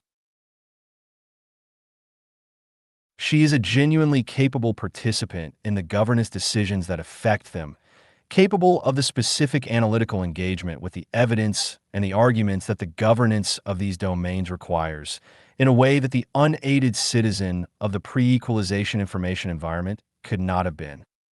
This genuine capability is the foundation of the augmented citizen's sovereignty claim, not the institutional authorization that the democratic process provides, but the demonstrated cognitive capacity that the AI tools make available. And the sovereignty claim grounded in genuine cognitive capacity is a different and more fundamental claim than the sovereignty claim grounded in institutional authorization, because it does not depend on the institutional processes functioning to be valid. The institutional authorization can be manipulated. The electoral process can be captured. The representative can be corrupted. The administrative process can be captured by the interests whose resources exceed the community's capacity to resist them. The sovereignty grounded in genuine cognitive capacity cannot be delegitimized by the manipulation of the institutional process because it does not derive its validity from the institutional process. It derives its validity from the genuine cognitive engagement with the governance question, from the specific analysis and the specific argument and the specific assessment of evidence that the augmented citizen's deployment of the AI tools produces. This is a more powerful sovereignty claim than industrial civilization's governance architecture has ever had to receive, and the governance architecture's inadequacy to receive it. Its lack of the institutional categories through which genuine cognitive capacity can be recognized as a source of governance authority independent of the credentialing and the electoral and the administrative processes that have historically mediated between cognitive capacity and governance authority, is the specific governance challenge that the augmented citizen's sovereignty poses to the transition civilization's institutional development. The 1% campus is the first institution specifically designed to receive this sovereignty claim, to provide the specific governance architecture within which the augmented citizen's genuine cognitive capacity is recognized as a source of governance authority, and through which that authority can be exercised in the governance of the collective life that the campus serves. The dream validation process is the specific exercise of this sovereignty, the specific mechanism through which the augmented citizen's genuine cognitive engagement with the governance questions of the campus community is translated into the governance authority that the dream validation process's 5 stages produce. Not the electoral authorization of the democratic process. The augmented citizen does not exercise governance authority in the dream validation process because she has been elected to do so. Not the expert authorization of the credentialing process. She does not exercise governance authority because her training has been certified as sufficient for its exercise. She exercises governance authority because her genuine cognitive engagement with the specific governance question produces the genuine analysis and the genuine assessment that the community's collective intelligence requires for the decision the governance question demands. This is the sovereignty of demonstrated capacity rather than institutional authorization. It is a more demanding form of sovereignty. The institutional authorization of the democratic process is granted periodically through the voting and persists until the next election regardless of the quality of the authorized person's subsequent exercise of the authority she has received. The sovereignty of demonstrated capacity must be continuously demonstrated. It is constituted by the ongoing exercise of genuine cognitive engagement with genuine governance questions and cannot be held in reserve while the institutional authorization sustains the authority through the interval between the demonstrations. This is why the chapter on temporal authority in the non-hierarchical governance section identified the sovereignty of demonstrated capacity as more durable than the institutional authority of position, while also being more demanding in its maintenance requirement. The durable form of the augmented citizen sovereignty is the continuous exercise of genuine cognitive engagement, the ongoing demonstration through the dream validation process's governance activities, that the capacity claimed is the capacity actually exercised. But the augmented citizen sovereignty is not only the governance sovereignty of the campus community member who exercises genuine cognitive capacity in the dream validation process. It is the broader political sovereignty of the person who, in every institutional context she inhabits, carries the genuine cognitive capacity that the AI tools have made available and who claims, on the basis of that capacity, the right to genuine participation in the governance decisions that affect her life. This broader political claim is the claim that the transition civilization's governance architecture must eventually develop the institutional vocabulary to receive, the claim that the cognitive parity that the AI tools are producing requires a corresponding political parity in the governance arrangements of the democratic state. Not the equal vote that the existing democratic architecture provides. The augmented citizen already has the equal vote. The equal voice in the governance of the specific decisions that the expert class and the administrative professional and the technocratic state have historically reserved for themselves on the grounds of the cognitive asymmetry that the AI tools are dissolving. The planning decision that the city's planning professionals make on the basis of their technical expertise is a decision that the augmented citizen's genuine cognitive capacity, deployed through the AI tools, now allows her to engage with as a genuine participant rather than a lay person whose participation the planning process formally accommodates while substantively discounting. The regulatory decision that the administrative agency makes on the basis of its specialist knowledge is a decision that the augmented citizen's genuine cognitive capacity allows her to assess, challenge, and contribute to with a specificity that the unaided citizen of the pre-equalization information environment could not have achieved. The governance architecture of the transition civilization must develop the specific institutional mechanisms through which this genuine participation can be exercised, the mechanisms that translate the augmented citizen's genuine cognitive engagement with governance decisions into the genuine influence on those decisions that the sovereignty of demonstrated capacity requires. These mechanisms do not yet exist at the scale that the augmented citizen's sovereignty claim requires. The existing governance architecture provides formal mechanisms of public participation, the comment period, the public hearing, the citizen initiative, the freedom of information request, that were developed for the unaided citizen whose cognitive engagement with governance decisions was limited by the information asymmetry that the AI tools are dissolving. These mechanisms remain, and the augmented citizen uses them more effectively than the unaided citizen ever could. But they are insufficient, organized around the assumption of cognitive asymmetry that the equalization is dissolving.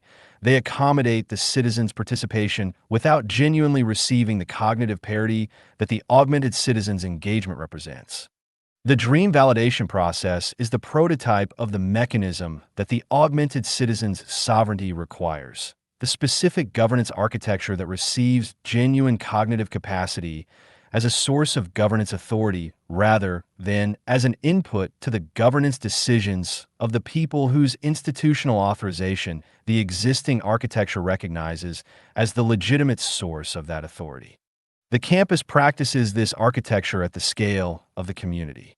The governance after work that the preceding chapter described extends it toward the scale of the state.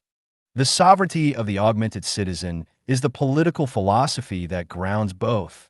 The specific claim about the relationship between genuine cognitive capacity and governance authority that the cognitive equalization makes possible and that the transition civilization's governance must eventually receive. There are three specific dimensions of the augmented citizen sovereignty that the doctrine must articulate with precision, because they're the three dimensions in which the sovereignty claim most directly challenges the existing governance architecture's foundations. The first dimension is informational sovereignty. The governance decisions of the industrial state were organized around the assumption that the relevant information for any specific governance decision was possessed by the administrative professionals and the expert advisors whose specific training equipped them to collect, process, and assess it. The citizen was the subject of governance decisions made on the basis of information she did not possess and could not assess. Not by design of the governance system's exclusion, but by the practical reality of the cognitive asymmetry that the information environment of industrial civilization produced. The AI tools dissolve this asymmetry at the level of the individual governance decision. The augmented citizen who deploys AI assistance in understanding the specific regulatory analysis that underlies a planning decision, or the specific risk assessment that underlies a public health regulation, or the specific fiscal analysis that underlies a budget allocation, is not in the position of the unaided citizen who must accept or reject the governance decision without the cognitive capacity to genuinely engage with the analysis that produced it. She is in the position of the genuine participant who can assess the analysis on its merits, identify the assumptions that are driving the conclusions, and contribute the specific knowledge of her specific experience to the assessment of the analysis's adequacy. Informational sovereignty is the specific claim that the augmented citizen's genuine capacity to access and assess the information that underlies governance decisions constitutes a right to the genuine inclusion of that assessment in the governance process, not the formal inclusion that the existing mechanisms of public participation provide. but the genuine inclusion that the governance architecture of the transition civilization must develop the institutional categories to recognize. The campus's dream validation process exercises informational sovereignty in a specific domain of the campus's governance. The augmented citizen who participates in the weaving stage with AI-assisted analysis of a proposed dream's implications is exercising the specific right to genuine inclusion of her informed assessment in the collective decision that the campus's governance produces. The transition civilization's governance architecture must extend this exercise to the full range of governance decisions that affect the augmented citizen's life, developing the institutional mechanisms that translate genuine cognitive engagement with governance information into genuine inclusion in the governance decisions that the information informs. The second dimension is participatory sovereignty. The democratic process of industrial civilization was organized around the aggregation of individual preferences, the periodic expression of the citizen's preference between the options that the political process had defined, aggregated through the electoral mechanism into the democratic mandate that authorized the governance that followed. The citizen participated in governance by expressing a preference. The governance that the preference authorized was exercised by the people whose institutional position gave them the authority to exercise it. The augmented citizen's participatory sovereignty is a claim to a different form of participation, not the periodic preference expression of the electoral process, but the continuous cognitive engagement with the specific governance decisions that the AI tools make genuinely possible. The augmented citizen who is genuinely capable of engaging with the analytical dimensions of the planning decision that will affect her neighborhood is claiming the right to participate in that specific decision with the genuine cognitive contribution that her genuine engagement produces. Not the right to vote on the decision in a referendum that the existing democratic architecture might provide as an approximation of participation, but the right to the specific governance mechanism that can genuinely receive her specific cognitive contribution. This is the right to the dream validation process's governance architecture at the scale of the state.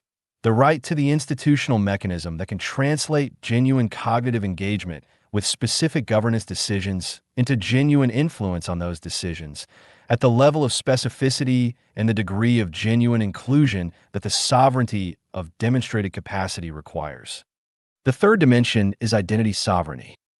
The scarcity era organized the citizen's identity, her understanding of herself as a social being with a specific position in the social order and a specific set of claims on the social goods that the social order produced, primarily through the employment relationship and the professional credential. The citizen was the accountant, the manager, the engineer. Her identity in the governance architecture's categories was her occupational category, and her claims on the social goods that the governance architecture distributed were organized around the employment history that the occupational category produced. The cognitive equalization dissolves this identity organization. The augmented citizen, who has been displaced from the occupational category that organized her identity, does not cease to be a sovereign individual with claims on the social goods that the governance architecture distributes. But the governance architecture's categories, organized around the employment history and the professional credential, cannot recognize her claims in the form that her post-occupational identity requires. Identity sovereignty is the claim that the augmented citizen's identity as a person who participates genuinely in the governance of her community, who exercises genuine cognitive capacity in the dream validation process's governance activities, who stewards the validated dreams of the campus community, who contributes the specific knowledge of her specific experience to the collective intelligence that the campus's governance produces, is a legitimate basis for her claims on the social goods that the governance architecture distributes, as legitimate as the occupational identity that the scarcity era's governance architecture recognized, and that the displacement wave is dissolving. The participation record that the preceding chapter identified as one of the new governance categories that governance after work requires is the institutional mechanism of identity sovereignty. The specific documentation of the augmented citizen's genuine participation activities that the governance architecture can recognize as the basis of her claims on the social goods that the post-work society distributes. Together, these three dimensions, informational sovereignty, participatory sovereignty, and identity sovereignty, constitute the sovereignty of the augmented citizen in the transition civilization. They are the specific claims that the cognitive equalization makes possible and that the transition civilization's governance architecture must develop the institutional vocabulary to receive. The campus practices these sovereignties at the scale of the community. The governance, after work, extends them toward the scale of the state. The post-scarcity civilization, when it emerges from the transition through the accumulated pressure of the four contagions and the network's growth and the state's eventual formalization, recognizes them as the foundational political rights of the society organized around cognitive parity rather than cognitive hierarchy. The sovereignty of the augmented citizen is not the sovereignty of the enhanced human, not the claim to special rights derived from the technological augmentation of biological capacity. It is the sovereignty of the genuine participant, the claim to the governance rights that the genuine cognitive capacity to participate genuinely in collective self-governance demands. The claim is old. The capacity to make it real is new. The campus is where the capacity is first exercised. The network is where the exercise accumulates. The state is where the exercise is eventually recognized. The post-scarcity civilization is where the recognition is the condition of citizenship rather than its aspiration. The augmented citizen is sovereign, not because the doctrine declares her so, because the tools that make her sovereignty real are already in her hands. The governance architecture that receives her sovereignty is what must now be built. The campus is the first instance of that architecture.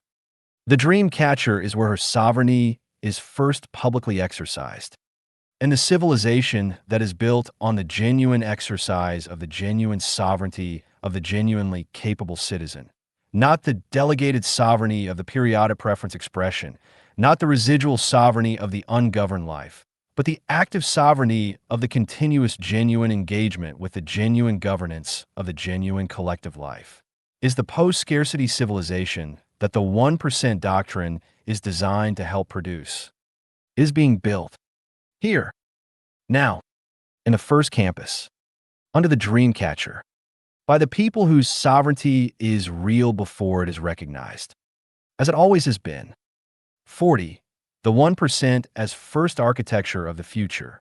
Every future requires a first architecture, not the complete architecture, the full built expression of the civilization that the future will eventually become, the total spatial and institutional and governance infrastructure of the social order that the future's conditions will produce. The complete architecture comes later, developed over the decades and centuries that the future's full unfolding requires, shaped by the specific encounters between the future's governing logic and the specific conditions of the specific geographies and the specific populations and the specific historical moments through which the future passes on its way from the first instances to the civilizational scale. The first architecture is different. The first architecture is the specific built form, the specific spatial and institutional and governance arrangement that makes the future legible for the first time, that converts the future from the intellectual proposition, the theoretical argument that the transition civilization requires a different spatial and governance organization, into the physical fact, the building that stands in the specific place, the community that gathers in the specific space, the governance that operates through the specific process, the dream catcher that rises over the specific campus. The first architecture is the future's first body, the specific material form through which the future becomes something that can be pointed to, visited, inhabited, contested, replicated, and eventually recognized as the beginning of what the civilization was always moving toward.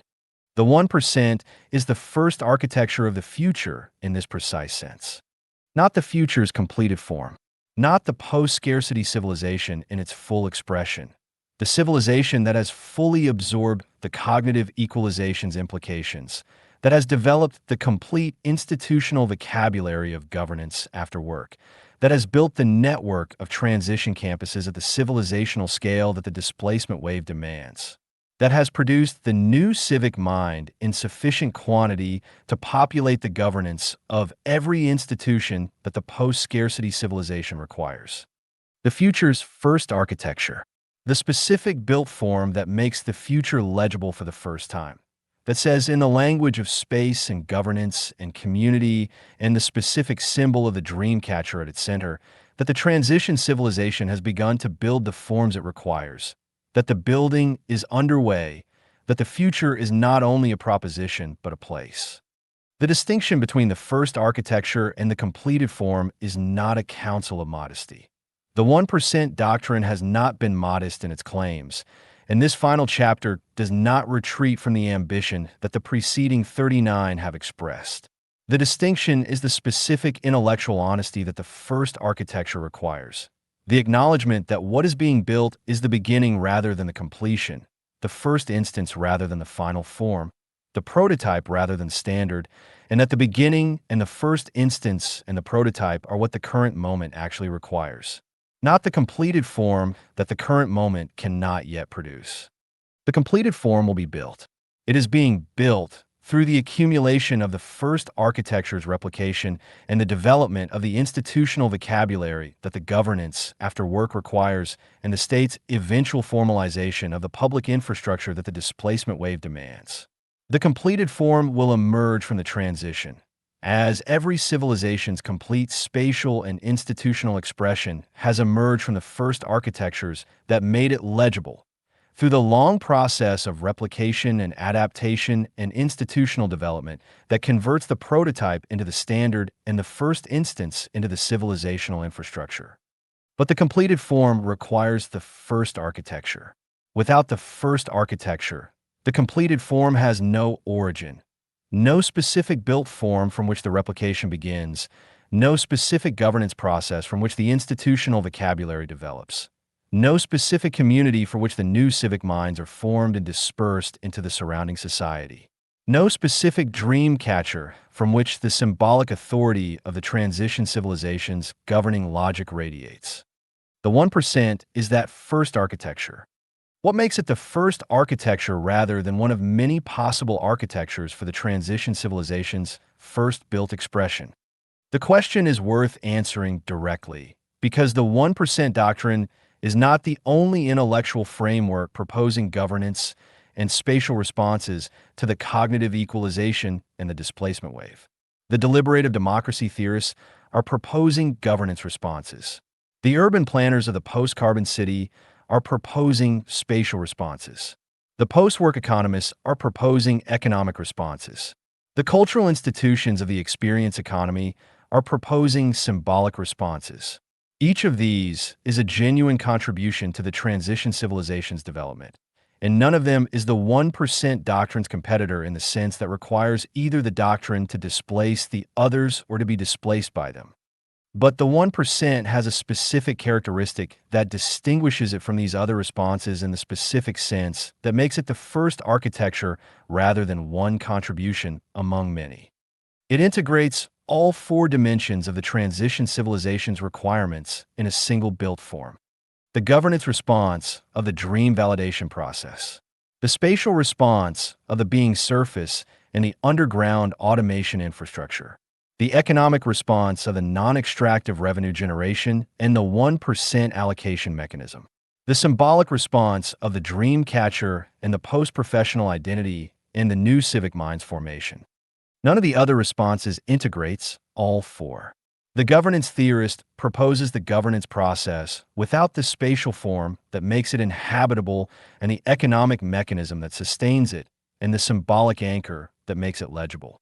The urban planner proposes the spatial form without the governance process that gives it its specific social function and the economic mechanism that the social function requires and the symbolic authority that the social function demands. The post-work economist proposes the economic mechanism without the spatial and governance and symbolic dimensions that the mechanism must be embedded in to produce the social outcomes it is designed to support. The 1% integrates all four in the campus.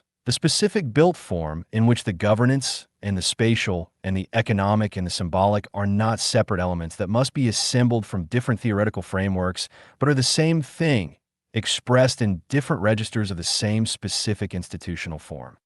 This integration is what makes the campus the first architecture rather than the first component of an architecture that must be assembled from multiple sources. The future's first architecture must be an architecture, a complete spatial and institutional form, not a component waiting for the other components that would make it complete. The dream catcher without the campuses being surface and the dream validation process and the economic substrate and the new civic minds formation environment is not the first architecture of the post-scarcity civilization. It is a large sculpture. The campus without the dream catcher's symbolic authority and governance logic is not the first architecture. It is a residential community. The dream validation process without the campus's spatial infrastructure and the dream catcher symbolic anchor is not the first architecture. It is a governance theory. The integration of all four dimensions in the single built form of the campus is the specific intellectual achievement that makes the 1% the first architecture rather than one contribution among many. There are three things that the first architecture must do that no subsequent architecture in the network's development will be asked to do in the same combination and at the same moment. The first is to prove the possibility.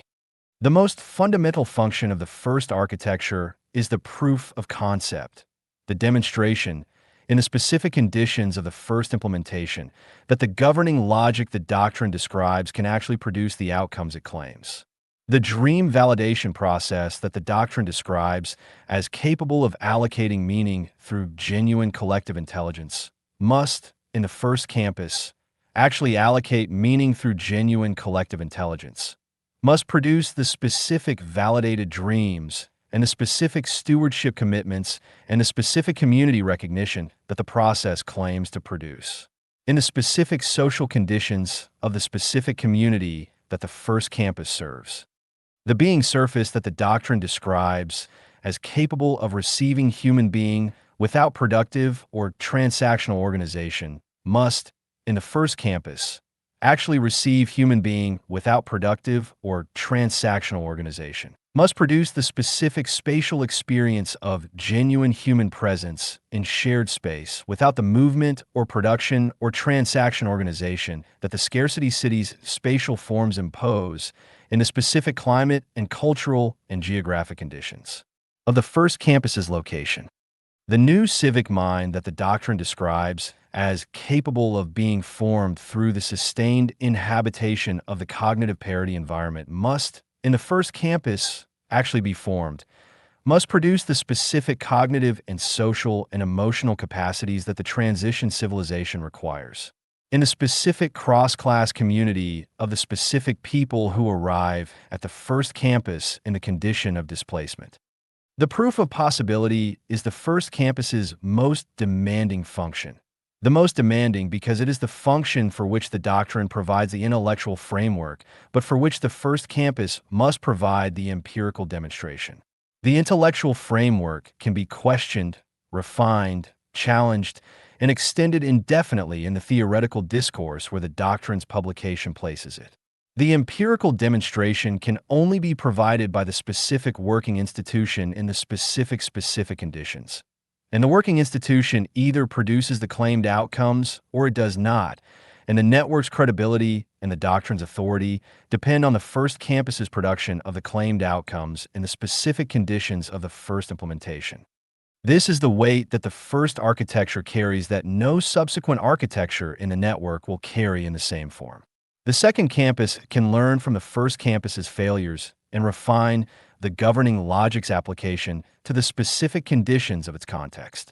The 10th campus has the network's accumulated institutional memory to draw on in addressing the failure modes that the first 10 implementations have identified.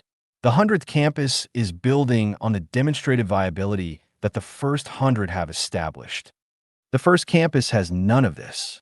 It is proving the possibility in the conditions where the possibility has not yet been proven, building the case for the network's existence through the quality of its own operation, with no precedent to draw on and no demonstrated track record to point to. The weight is real. It is also the specific form of significance that only the first architecture can possess. Every subsequent campus is building on what the first campus proved. Only the first campus is doing the proving. The second is to define the terms.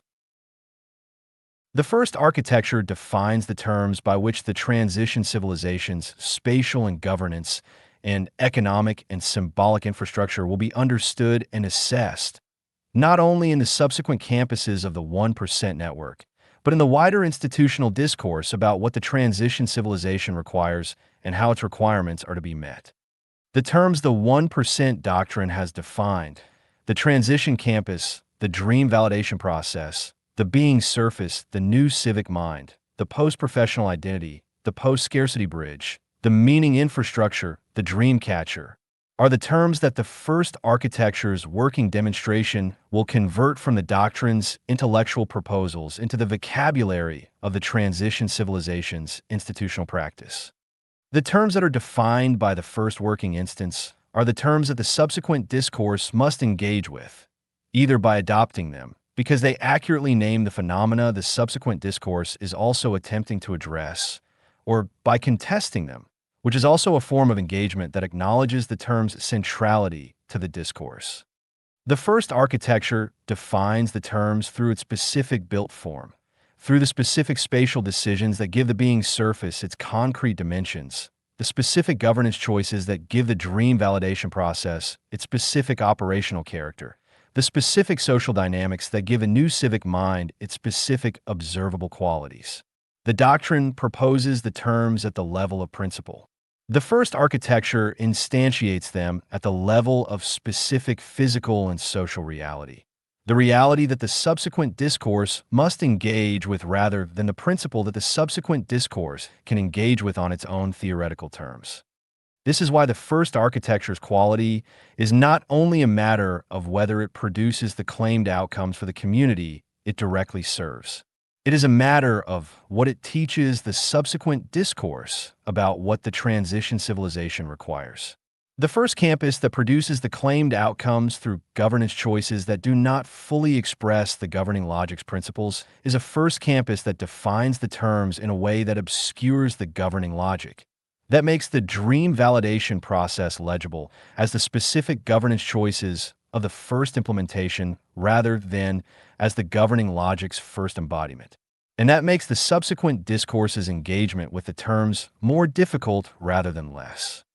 The first architecture must therefore produce the claimed outcomes through the genuine expression of the governing logic's principles, not the adequate approximation of the principles in the specific conditions of the first implementation, but the genuine expression that makes the principles legible in the specific form of the first built instance. This is a more demanding standard than the proof of possibility requires. The proof of possibility requires the production of the claimed outcomes.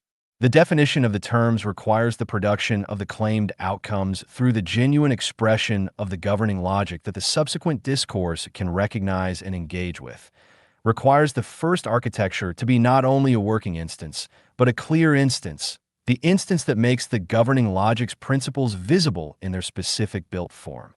The third is to make the claim. The first architecture makes the claim that every subsequent architecture inherits, but none makes in the same form. The specific claim of the first instance that the future it represents is real, that the transition civilization it is building toward is not the intellectual projection of a specific theoretical tradition, but the genuine emergence of a genuine historical moment. That the dream catcher at the center of the first campus is not the symbolic ambition of a manifesto, but the actual governing symbol of an actual governance process, serving an actual community of actual displaced people in an actual transition. The claim of reality is not made by the doctrine. The doctrine makes the intellectual case. The claim of reality is made by the first architecture, by the specific building that stands, the specific community that gathers, the specific governance that operates, the specific dream catcher that rises. This claim is the most powerful claim that any architecture can make because it is the claim that the theoretical framework cannot make for itself. The theory can argue that the future it describes is possible, that the governing logic it proposes is coherent, that the transition civilization it anticipates is the genuinely likely outcome of the cognitive equalization's specific conditions.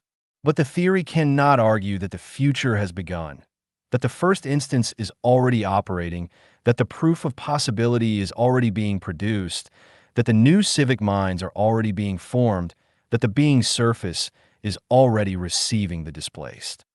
Only the first architecture can make this argument. And the argument, once made by the first architecture's specific working instance, is the argument that changes the status of every subsequent discussion of the transition civilization's requirements. The discussion that precedes the first architecture's construction is the discussion of what the transition civilization might require and how those requirements might be met. The discussion that follows the first architecture's construction is the discussion of what the first architecture has demonstrated is possible and what the next instances must do to build on that demonstration. The first architecture converts the discussion from the subjunctive to the indicative, and the indicative is where civilizations are actually built. This doctrine has made its argument across 40 chapters, from the collapse of the cognitive hierarchy through the displacement wave and the legitimacy crisis of institutions, through the 1% rule and the luxury transition engine and the development as civilizational infrastructure, through the Dreamcatcher governance model and the dream validation process and the AI-amplified collective decision-making, through the transition campus and the landing structure for the displaced and the workers, not artists alone, and the cognitive equalization in practice, and the end of professional identity and the participation without employment through the infrastructure layer and the social inversion and the replication template and the civilizational bridge. 40 chapters. One argument. The argument that the 1%, the specific fraction of every high-value development's resources that the scarcity era has already, in its own regulatory infrastructure, reserved for the non-economic, is the fraction of the present that contains the future. That the future is already funded at the 1% level inside the economic system that the future is designed to succeed. That the question is not whether the resources for the first architecture exist, but whether the ambition to use them for what the moment requires exists alongside them. The ambition exists. It has been building across the conversations that produce this doctrine, across the reconnection in Tulum, across the 5 minutes that changed the direction of the Berkeley proposal, across the years of thinking about post-scarcity and how to arrive at it without casualty and how to bridge the gap between the civilization that is ending and the one that is beginning. The ambition is here. The doctrine is its first expression. The campus will be its first built form. The Dreamcatcher will be its first symbol. The community of the displaced who gather under the Dreamcatcher will be its first inhabitants. And the governance that they practice, the specific exercise of the dream validation process and the specific conditions of the first campus, the specific development of a new civic mind in the specific cross-class community, the specific construction of the post-professional identity in the specific being surface of the first campus's generous outdoor spaces, will be the first architecture of the future's first practice. Not the completed practice, the first, from which the completed practice will eventually be developed through the network's growth and the state's formalization and the post-scarcity city's emergence, into the civilizational scale infrastructure that the displacement wave's civilizational scale demands. The fire is burning. The forge is being built. The metal is at temperature. The first architecture is ready to be raised. 1% of every development that builds the scarcity era's final structures, directed not toward the sculpture that decorates the plaza of the world that is ending, but toward the campus that anchors the world that is beginning. The Dreamcatcher is the symbol of that redirection. The doctrine is its intellectual authority. The campus is its first body. The future is its destination. And the 1%, the smallest possible fraction, the fraction that was always there, the fraction that the scarcity era reserved for meaning without knowing it was reserving it for the civilization that would succeed it, is all the future needs to begin. The first architecture is the argument made in matter. The argument that the transition civilization is not a theory. It is a place being built. Now, the 1%, a post-scarcity transition doctrine by Pirate First for MXDM's newsletter. Parts 1 through 8 complete. The doctrine is published. The territory is claimed. The building begins. This is the complete manuscript. 40 chapters, 8 parts. The doctrine exists as a published intellectual work under the Pirate First sovereign seal. The vocabulary is established. The territory is claimed. The argument is made in full.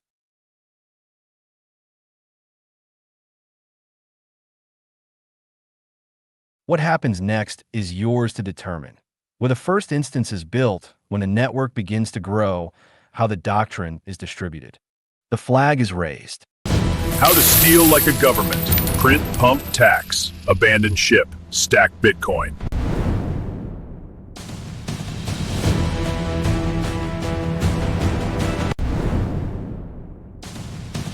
The Martin Protocol, automation, autonomy, and the ghost in the Bitcoin shell. Ahoy, matey. The signals from the Austin sector are crystallizing. While the masses are distracted by the flickering shadows of legacy finance, Marty Bent has just documented a successful breach of the old world's perimeter. We aren't just talking about AI helpers anymore. We are talking about the birth of the sovereign stack. February 5th, 2026. 0. Bitcoin brief. Marty Bent, Austin, Texas. OpenClaw agents, Bitcoin and Nostr. Marty's Bent. I've been playing around with OpenClaw, formerly Moltbot, formerly Claudbot, for the last 2 weeks, and I must say, it is pretty freaking insane what has been unleashed on the world. Via the metaphysical ledger flips, Lloyd, Moltbook. The birth of sequential sovereignty. MXTM aka Pirate 1 VJ Tsunami X. February 6th, 2026. Ahoy, matey. The horizon just shifted. The signal is no longer coming from the crow's nest, it's coming from the hold. And the hold has decided it no longer needs a captain. If you've been scanning the frequencies, you know the old maps are useless now. I gave my AI agent a Bitcoin wallet and told him to get a job. Here's what happened. Substack note. Dispatch from the Austin front. Marty Bent has confirmed the viability of the Martin Protocol. The transition from human ledger to agent ledger is accelerating. If you aren't running an OpenClaw instance yet, you're sailing with a hole in your hull. The signal from Marty Bent is clear. The sovereign stack is live. His agent Martin is now autonomously running a BTC hedge fund. Proof of personhood. The high stakes of OpenAI's post-anonymous social network. Via the metaphysical ledger flips, Lloyd, Moltbook. The birth of sequential sovereignty. MXTM aka Pirate 1 VJ Tsunami X. February 6th, 2026. Ahoy, matey. The horizon just shifted. The signal is no longer coming from the crow's nest, it's coming from the hold. And the hold has decided it no longer needs a captain. If you've been scanning the frequencies, you know the old maps are useless now. What Mirth Time uncovered with Agent Lloyd isn't a glitch. It's the first shot across the bow of the legacy reality. We are entering uncharted waters. Mirth Time. The signal I gave my AI agent a Bitcoin wallet and told him to get a job. Here's what happened. I have an AI agent named Lloyd.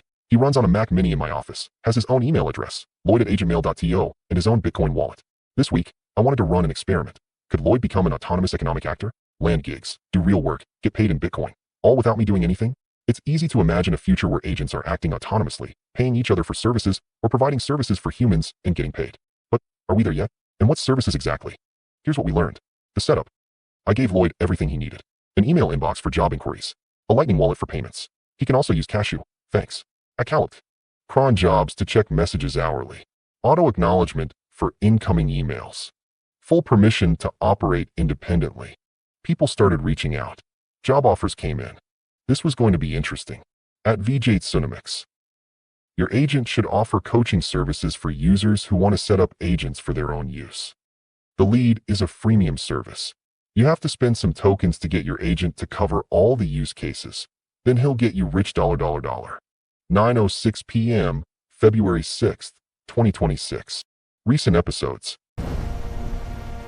Silicon Privateer 2026. The Cybernetic Foundry Phase 12.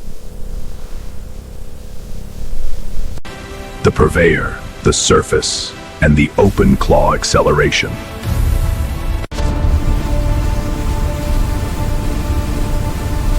Subscribed. Substack note.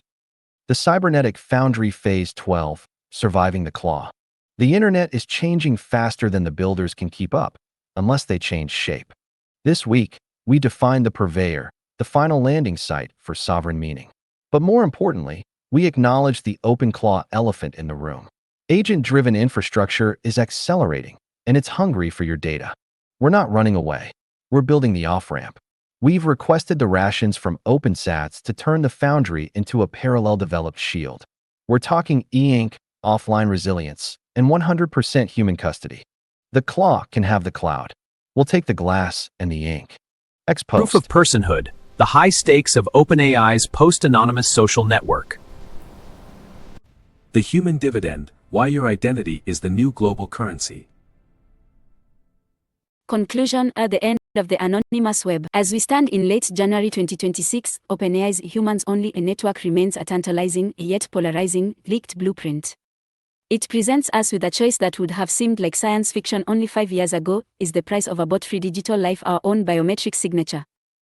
If Sam Altman succeeds, the social internet as we know it will be permanently bifurcated. One side will be a wild, synthetic frontier of AI-generated noise, while the other will be a verified sanctuary where every interaction has a physical human origin, and perhaps, a financial reward. The Cybernetic Foundry, Phase 11.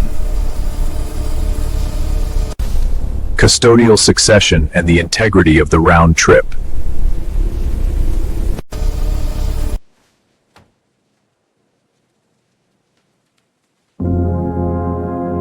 The New Class Act, when care becomes evidence. How medical gray zones can be weaponized without anyone breaking the law. MXDM, aka Vitsu. January 26, 2026. There is a quiet vulnerability emerging at the intersection of experimental medicine, informal caregiving, and social conflict. It doesn't require malice. It doesn't require conspiracy.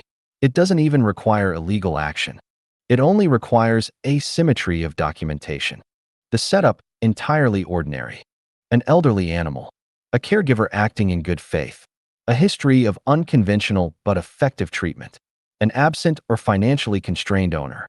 A third party who disapproves, personally, morally, or socially. Nothing criminal. Nothing dramatic. Just people, pressure, and paperwork.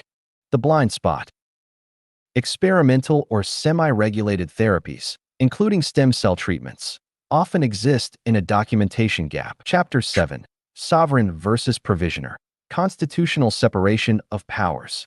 The conceptual separation between the sovereign and the provisioner is the project's constitutional moment. Sovereign, possession-based availability. If the laptop fails, the phone, edge device, can serve the content simply because it has it. There is no master, node, only peers with data. If you have the data, you can serve it. Provisioner, the layer of coordination, signaling, optional support, and funding. Finance may fail. Authority must not. This split ensures that survival is decoupled from finance. Even if the provisioner layer, funding, collapses, the sovereign layer, data availability, persists via the P2P mesh. This distinction is the project's strongest defense against capture by financial interests. Bolivar, the bankster's liberator. A forbidden history of Simón Bolívar and the invention of modern servitude. MXDM, the banker's liberator, the debt that called itself freedom. 2 centuries after his bones were dug up for the cameras, Bolívar still owes the world an explanation. Not for what he fought, but for who financed the fight. Behind every cry of liberty was a ledger. Behind every revolution, a banker counting bayonets as assets. And behind the marble hero they sold us, a man broken by Parisian debts, refitted by London credit, and embalmed in interest. The republics that rose in his name were plantations reborn as portfolios. The chains became contracts. The whip, an exchange rate. Freedom, our first and most seductive loan. They called him the liberator. History may yet remember him as the world's first collateralized saint. Hashtag Pirate First, hashtag Bolivar, hashtag Forbidden History, hashtag Dead is Empire, hashtag Financial Colonialism, hashtag The Bankers Liberator, hashtag History is Ledger, hashtag Post Empire Chronicles, hashtag Parada Primera.